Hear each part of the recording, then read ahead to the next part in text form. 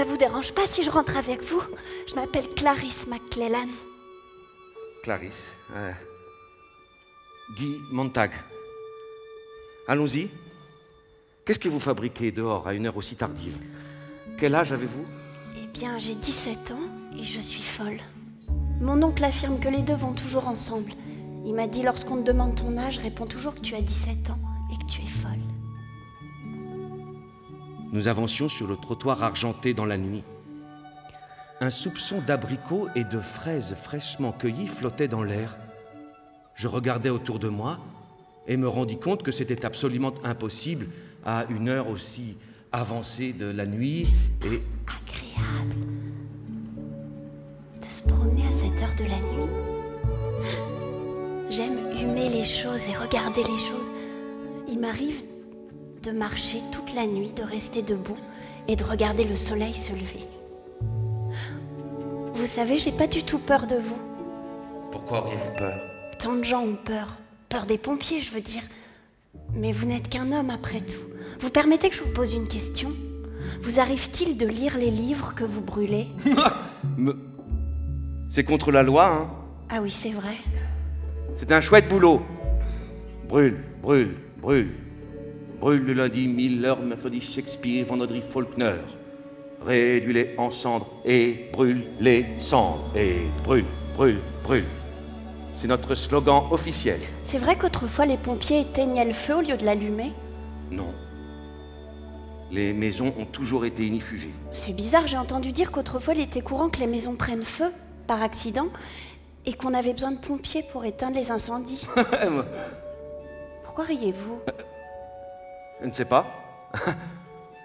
Pourquoi cette question? Vous riez quand je n'ai rien dit de drôle et vous répondez tout de suite. Vous ne prenez jamais le temps de réfléchir à la question que je vous ai posée.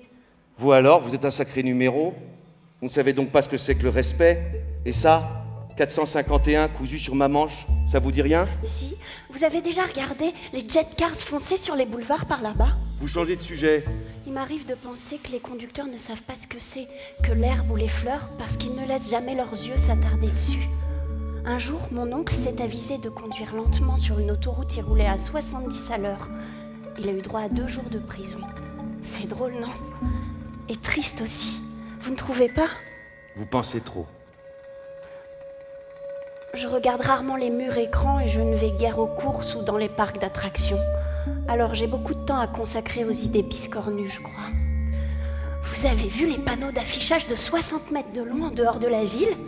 Saviez-vous qu'avant il ne faisait que 6 mètres de long, mais qu'avec la vitesse croissante des voitures, il a fallu étirer la publicité pour qu'elle puisse garder son effet?